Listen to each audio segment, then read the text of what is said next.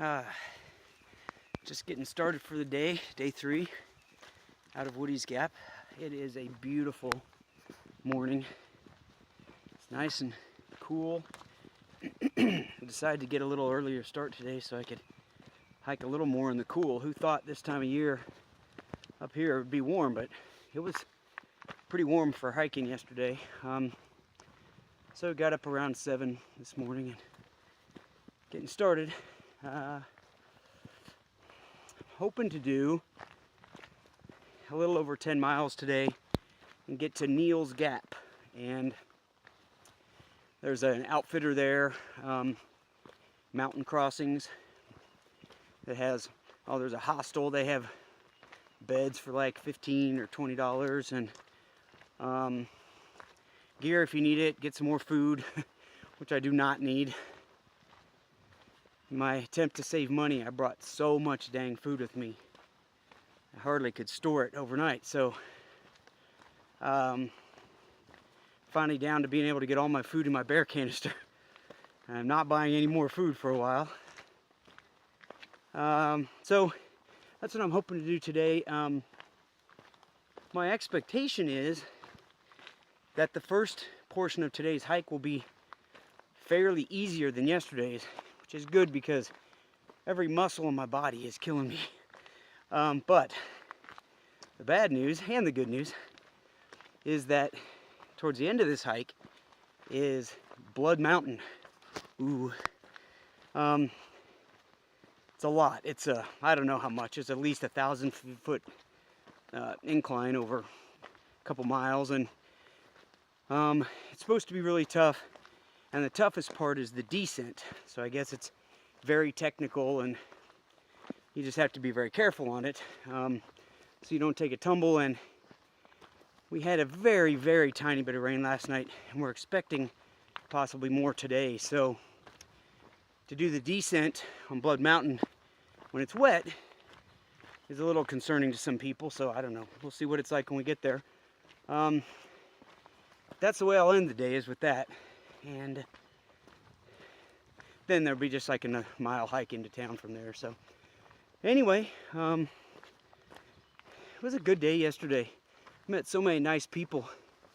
Met this young guy, Brian, who we hung out a little bit at the end of the day. Found tent sites together and kind of just managed to make it work. There wasn't a really good camping option, but we figured it out. I think I mentioned 43. Hiked with him for quite a while yesterday, and that was great. You know, the miles went by fast. Just having somebody to talk to. We were very similar. Had a lot of things to discuss and just BS about. So it was really fun. We'll see what today is like. Looking forward to getting some miles in the cool weather, but I'm definitely going to start out slow today. Just start out slow and just take it easy. 10 miles. I can do that really slow and still get to camp with tons of time to spare. So just going to do that today.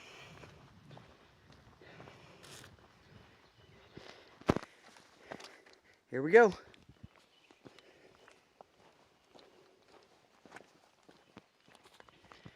It's amazing who is on the Appalachian Trail, who's hiking it.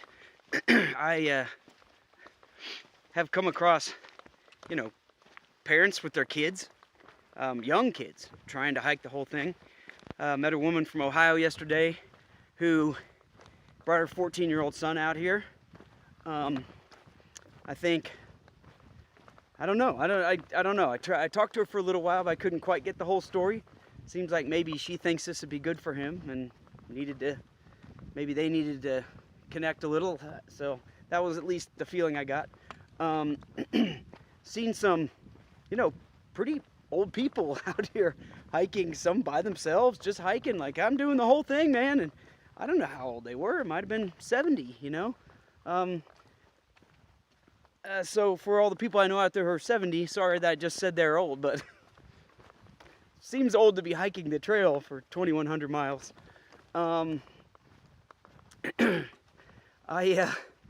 Yesterday, hiked for a very short time with a woman. Her name was Terry, and Terry told me that she started out hiking with a couple of other people that were in their 50s as well. So she must have been in her 50s, and a couple of younger people, and they all had kind of ditched her. I mean, I don't know if that's the way she said it, but you know, out here everybody kind of goes at their own pace, so they all were moving a lot faster than she was. Well, it took me a while to realize why they were moving a lot faster than her, because she can't hardly see. She finally told me, she actually said, I'm blind, but she's obviously not totally blind. She could see things. She knew I was there, and she, you know, is hiking, but she can hardly see. She walked down to set up her tent and walked into a bunch of thorny things, and, you know, thought it was a flat area and couldn't see there were thorns there. And so anyway, I helped her set up her tent, and man, she's just, what an inspiration. I mean, amazing that she would attempt something like this. I just passed a guy, stopped and saw this beautiful view back a ways, a Big Cedar Mountain. But I just met a guy there, and then that kind of reminded me of Nick Nolte in A Walk in the Woods. He was a really, really nice guy. We talked for a few minutes, but he has a kind of a gruff demeanor. He was smoking cigarettes the whole time, and then after we took off, we hiked together for just a couple of minutes, but he's smoking cigarettes, and, you know, just, I mean, great. That's fantastic that he's out here doing this. I don't know. I'd die if I was trying to smoke a cigarette out here, I think. So, anyway, it's an eclectic bunch of people, and it's pretty fascinating, but I can see why. I mean, this is just magnificent, you know, and it is so quiet.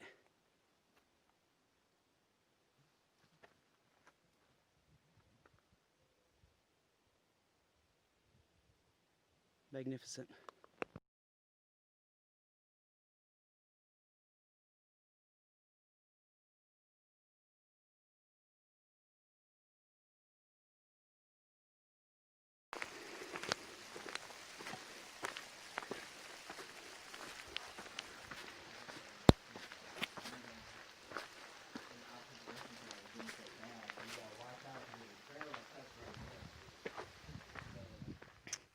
Well, I'm on top of Blood Mountain, and it's crazy up here.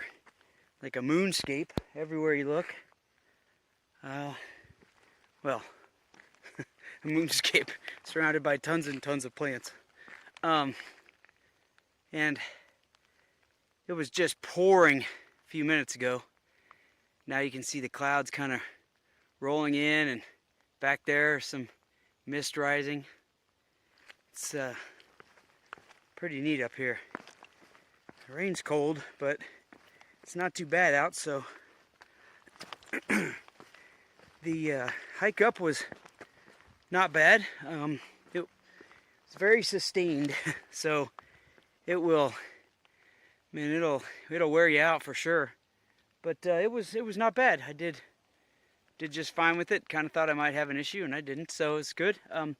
Apparently the climb down, they say, is very steep and sustained, so we'll see if it becomes an issue. I made it down from Blood Mountain. No blood. Yeah, it's been raining constant almost, really, since I got to the top and started descending. So, it was a little bit chilly, and sure made it a lot tougher to come down, you know, because everything's slippery. But that was cool. It was a totally different environment, all the rocks and everything, than what I've seen so far. So not sure I want to do it again right away. So got just, I don't know, not long from the bottom of the mountain. Is about a mile till you get to Mountain Crossings, which is an outfitter that sits right in the middle of the trail. Literally, you walk right through a little archway that's attached to the building. So should be coming up on that soon, and I'm going to stop and grab a couple of minor things, and yeah, then get ready for the night. I don't know, since it's raining, I know they have a hostel there. You can, it's like a little bit for a bed or something, so maybe I'll do that. We'll see, or more than likely I'll just find a place to camp out around it. So if there's anything of note as to see when I get there or whatever, I'll video it. I'm gonna keep trekking. Hopefully it's not far. I'm ready to get dry. Coming into mountain crossings, there's a big highway going through, and I guess we're in the Chattahoochee Oconee forest still.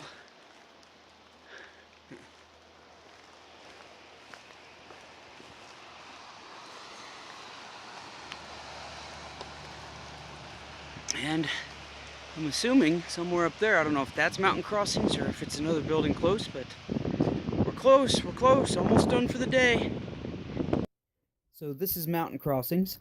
You can see in between the store and the hostel is a tunnel that's actually part of the Appalachian Trail. So the trail goes right through the middle of mountain crossings. Store had a lot of great food options, so I resupplied there. I also bought a couple of knee sleeves and got some Aleve. My knees have really been bothering me, so got that and try those out tomorrow. The hostel was fine. You know, I really prefer my tent, but it worked out great. It was nice to be out of the rain and be warm for sure. And after we had all already eaten, a local church group stopped by with a massive amount of food: spaghetti, salad, sodas, desserts, cookies. We couldn't even eat them all. It was amazing. So all in all, it was a great experience.